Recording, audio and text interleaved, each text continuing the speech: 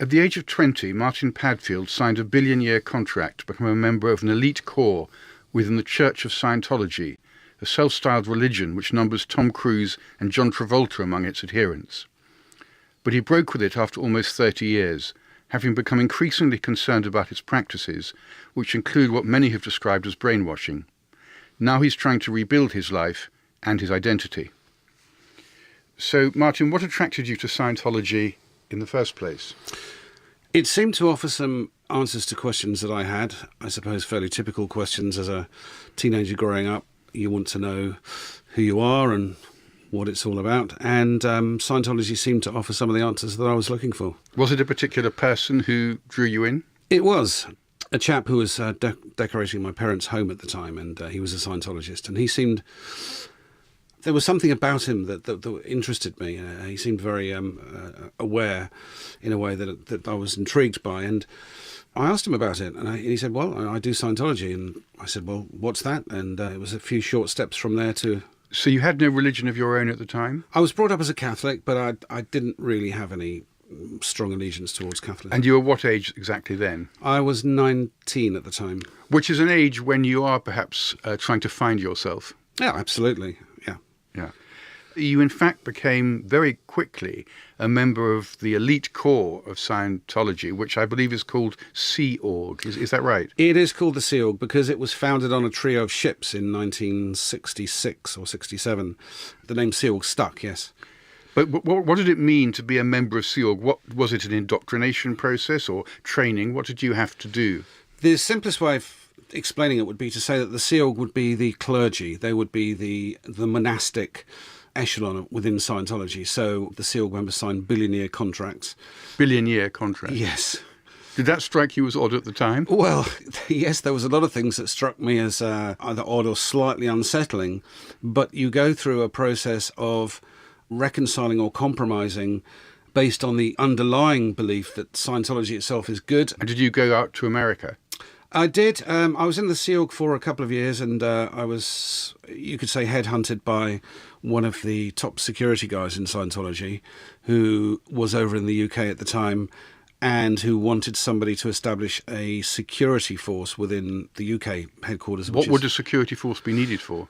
What any security force would do, really. There's two aspects to it. There's perimeter security or external security, keeping unwanted elements or threats out, but there's an internal security aspect to it as well, making sure that the staff are towing the line and performing their duties in the way they should, and that there wasn't any what they used to call external influences coming into the organisation. Give an example of the sort of thing you would have to do as a member of security to stop people doing things they shouldn't be doing. Well, we would have to... Well, there was perimeter security, as I say, so that was just simply a matter of patrolling the grounds during the night and during the day, and having guards at the gate to make sure that... well, journalists didn't come in, for one thing, actually. Journalists and just generally unwanted elements. On the internal side, it was... the duties would include things like going around and examining the staff members' inboxes or in trays to make sure that they were doing well on their duties. It also included, later on, for me anyway, included slightly more sinister activities like sec checking or security checking, which was a process of interrogating people on the e-meter to make sure that they weren't... So what is an e-meter? So it's been likened to a primitive lie detector. It's essentially a meter, a Wheatstone bridge in physics terms, which registers the change in the person's physical resistance, body resistance, and it's used in Scientology to monitor mental or emotional stress or change, and it's specifically used by the security side of Scientology to check that people are not hiding things and not being dishonest. As I understand it, the founder of Scientology, L Ron Hubbard, claimed that we are all implanted memories descended from alien spirits that the dictator of an intergalactic confederacy brought to Earth 75 million years ago and then killed with hydrogen bombs dropped into volcanoes. Did that make sense to you? It wouldn't have made sense, except that I never got to hear or know about any of that. That's one of the levels, which is one of their so-called confidential levels, which I hadn't done. But L Ron Hubbard was essentially a storyteller. He was a science fiction writer, and he was very good at what he did. He told great stories, and many people have said that essentially what he was doing with Scientology was writing this very creative fantasy. To the extent that you were brainwashed, how was your brain washed? I mean, how were you conditioned once you were within the organisation? Yes, it's a very gradual process. It doesn't happen overnight. And of course, you have to understand that nobody joins a cult. Nobody joins a group thinking, I'll join a cult today. You know, you join a self-help group, or you join a prayer group, or you do so. People join for altruistic reasons, and as did I.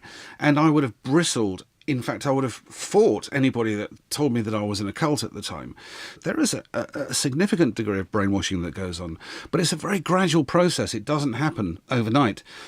There's a sort of an analogy that you could use, that if you put a frog into a pot of water and start boiling it very gradually, the frog stays there and stays there and stays there. If you were to put the frog into a pot of boiling water, it would leap out immediately. But how do they manage to, in a sense, you could say, trap you into this? I mean, were you very isolated from the rest of society? Were you put in a situation where your resolve maybe to be independent was weakened? What were the actual mechanics of it? Within the basic courses and the introductory levels and basic books of Scientology, there's a lot of good stuff. There's a lot of stuff which makes sense, that can apply to your life and so forth. So that's what draws you in. There isn't a Scientologist around today, even a true blue dedicated online current Scientologist, that wouldn't have doubts. But the thing is, you learn to suppress those doubts. It's a very interesting phenomenon. You actually learn... You train yourself to put those doubts to one side. So did you discuss your doubts with people in the movement? You can't, really. To a very small extent, possibly you can, but it's a very tough thing. You can't on several levels. First of all, because you're indoctrinated not to. Second of all, it could be quite expensive if you do, because you... Expensive, literally, because you would have to then undergo, at your own expense, some security checks. This process where you go on the e-meter, you hold the cans, and you have to answer all these interrogative questions.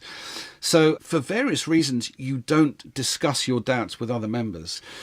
The tipping point for me was really in 2009, when I came across a series of articles called The Truth Rundown, which were interviews with very high-ranking senior officials in Scientology, some of whom I personally knew from my time on staff.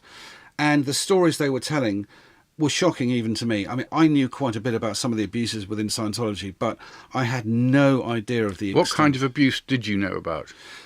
Well, the one that most people are fairly familiar with, actually, is the practice of disconnection, which is something which the Church of Scientology denies exists as a policy, but it very much does.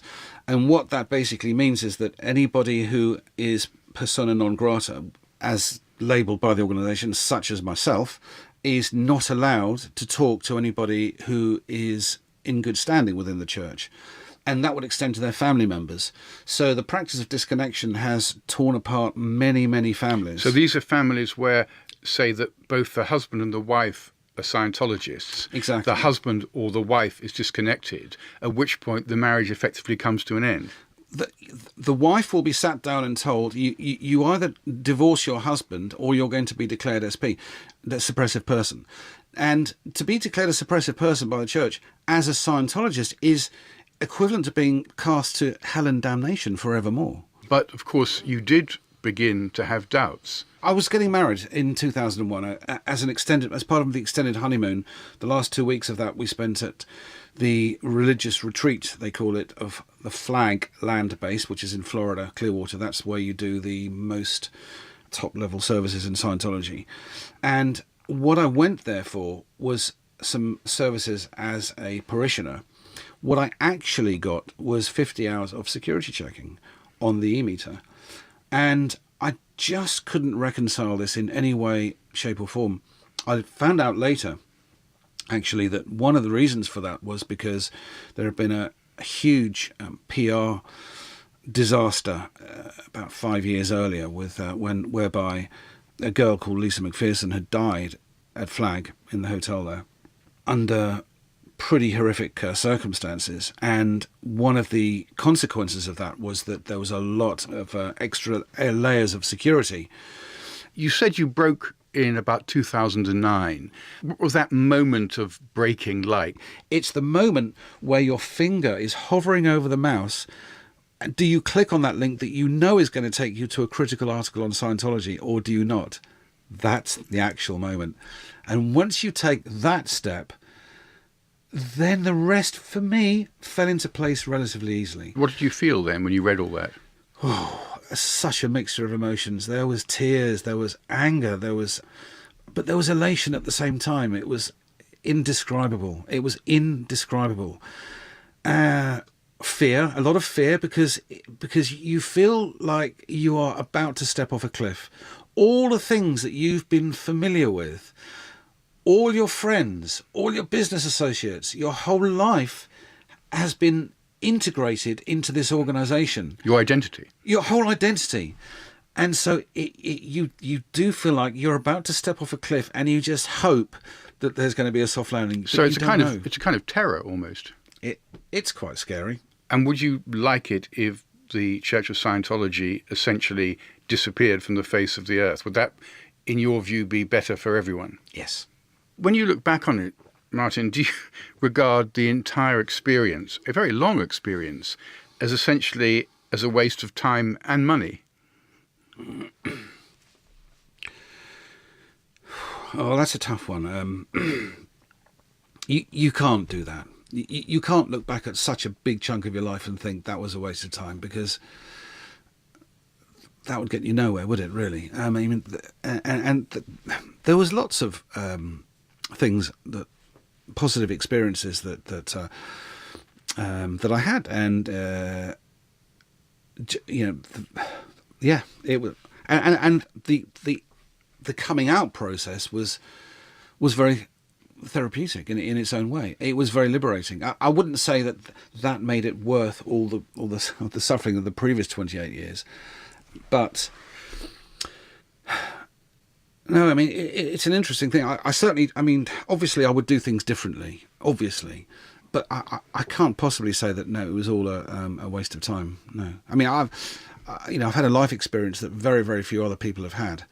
But not a pleasant one. No, not usually, not mostly a pleasant one, but it had its moments, you know. And you can draw the good from anything, can't you? If, so to speak, the Martin Padfield of today was to see the Martin Padfield who was a 19-year-old talking to that builder who was a Scientologist, what would you say to that 19-year-old Martin Padfield?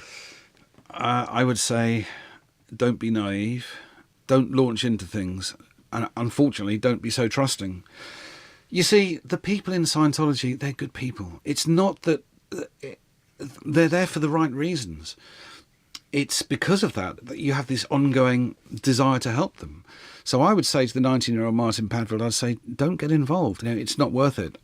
I didn't know nearly enough about life and anything. I hadn't done a day's work in my life, well, apart from part-time jobs in B&Q. I would say, yeah, just stop. Martin Padfield, thank you very much. You're welcome.